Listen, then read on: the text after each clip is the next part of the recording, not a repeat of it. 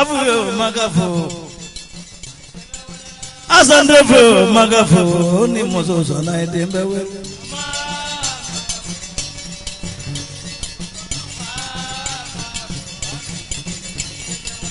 Mozo ya sitanyo magafo Furu mozo sitanyo magafo ni mozozo na edembe wele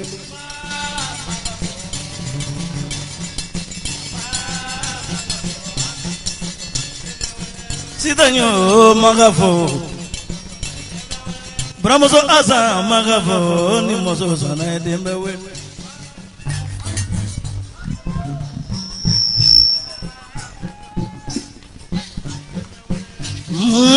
Magafo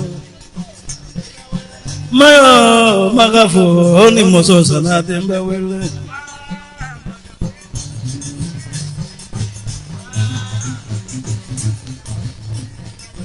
Kamo ngani seo Hamidou Sow magafo ni mozozo na edembe wele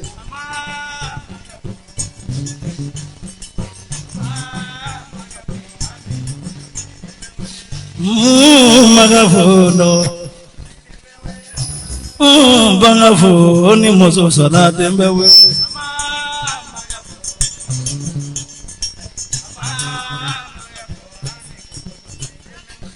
Basanyo ngigafo Watu vefuru mozo ngigafo ni mozozo na edembe wele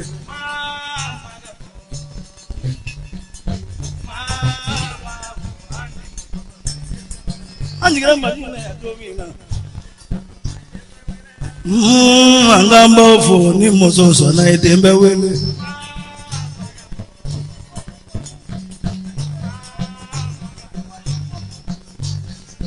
Kila saba madina Krakafo mozozo na edembe wele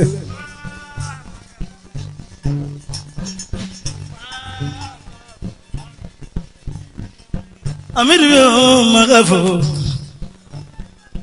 Hamidou Sow magafo ni mozozo na edembe wele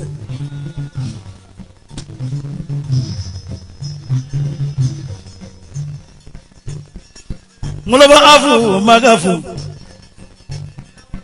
Tanamani furu mozo magafo ni mozozo na edembe wele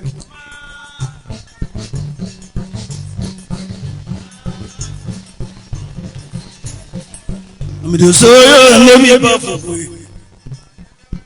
Asanayo me bafo ni mozozo na edembe wele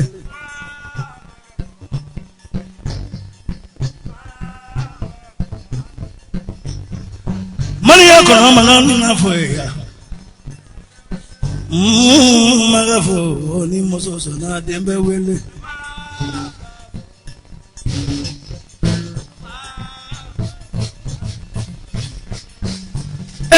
Magafo Hamidou Ba magafo ni mozozo na edembe wele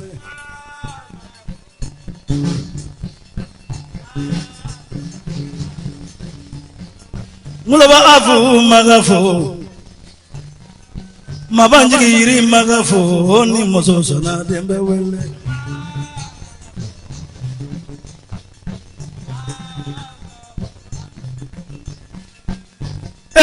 Magafo Ibafo magafo ni mozozo na edembe wele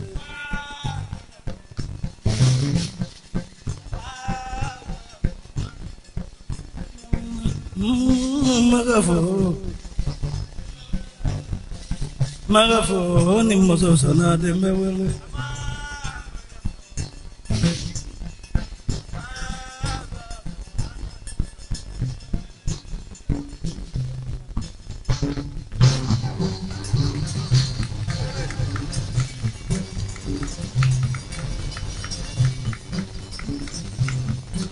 Jantala duno ngano sangala madunu duno mangada doni Hamidou Sow ni yana duno mana fe ni mani kaga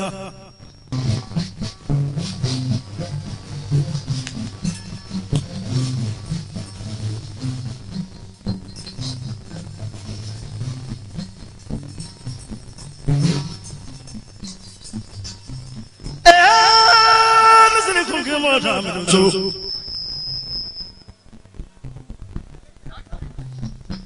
Boy kilenge say badai.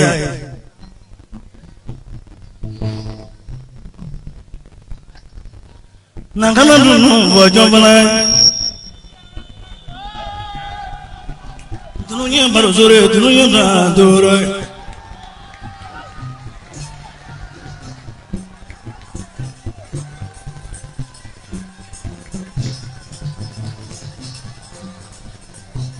Bare dununya sumuni dununya dandore. Amiru anyam baru ke baru telara. Anyam sumu telara. Bare dununya sumuni dununya dandore. Kilekelen dot mana ngoro sesa. Dununya baru dununya dandore. La fin tabile tende kango kado wele.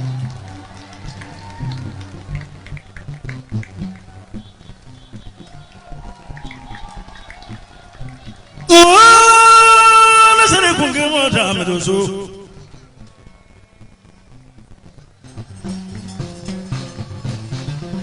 Amera ni na dunu ne manafo.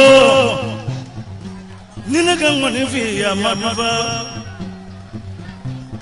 Jalabi lengano jalaguna ma jalabi ko bolo jalaga kuna jalabi boya jalai. Jalada kuma jalai. So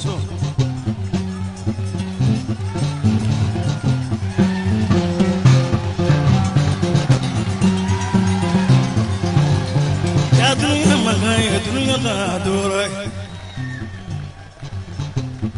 ni mali de una fefo dununya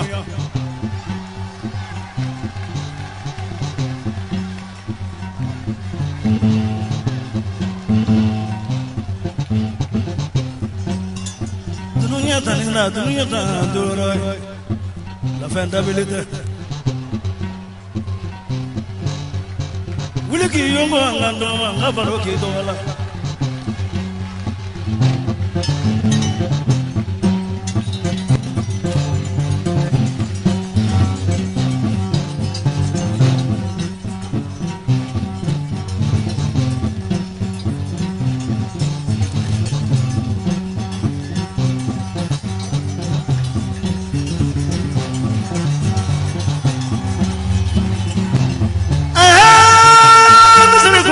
Hamidou Sow.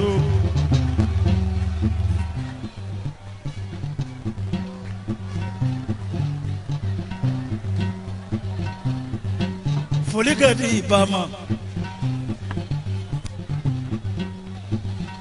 gasife musokoraba min bɛ kilasi soro n'a tɛ sɔn k'i kun bɔ kɛnɛ ma ala t'o den fagu.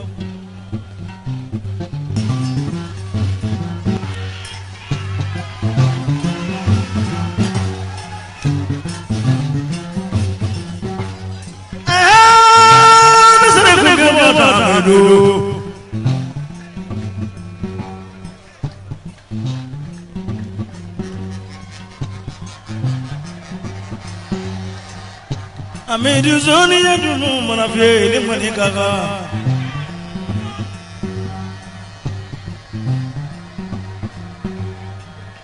Soferu abarikane.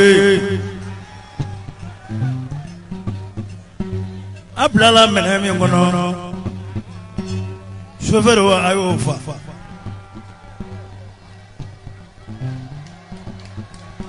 Surazu ko mute chawla. Surazu yo menefa ko bon. Mungu de teche awla tumu.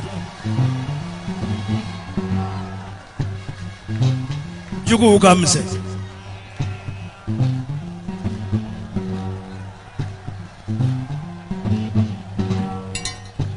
Hamidou Sow bembulu.